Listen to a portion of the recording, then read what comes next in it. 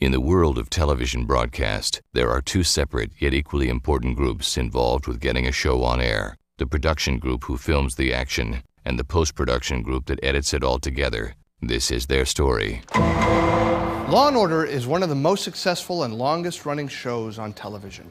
Week after week, audiences are treated to dramatic stories performed by a talented group of actors who are supported by an equally talented production crew. But what you might not know is there's a whole nother group that helps put this show on the air. Much like the ensemble cast of Law & Order, the post-production group is also an ensemble of talented people.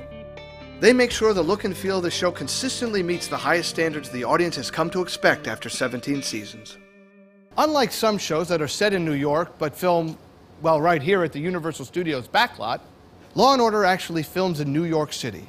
The film from the previous shoot is sent to Los Angeles, where it's developed at the lab, and then its Universal Digital initial coloring of each scene begins.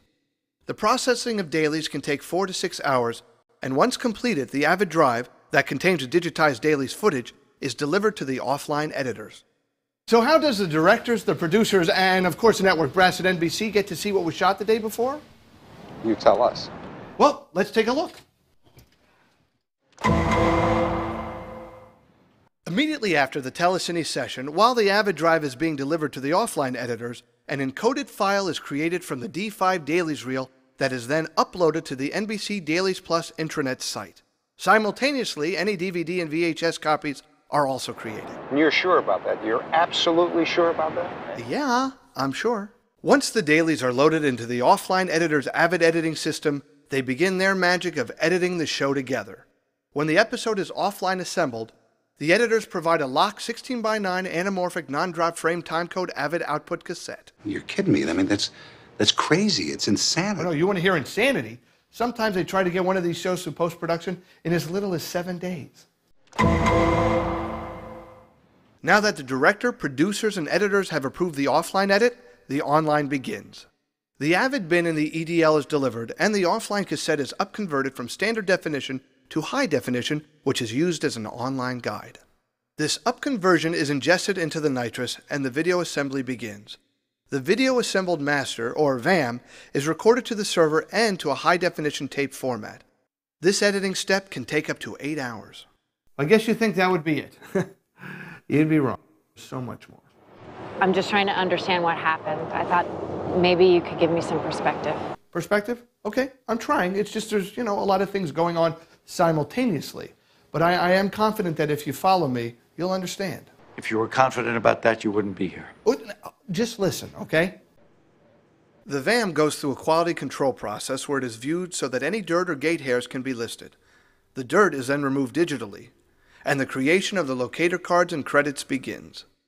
Final color correction, often thought of as the heart of the finishing process, is also started. The colorist interprets the shots established by the director of photography, then painstakingly recreates the look of the show. Scenes are color balanced from one edit to the next. Secondary color correction is often used to color grade particular areas within a scene. Wall colors can be changed or textures added to give the show its distinctive look. And we all know that there's a distinctive look to Law & Order. This process takes approximately 12 to 16 hours to complete. Once all of these steps are completed, a titling session is held with the associate producer so the titles are placed at the appropriate time of the episode.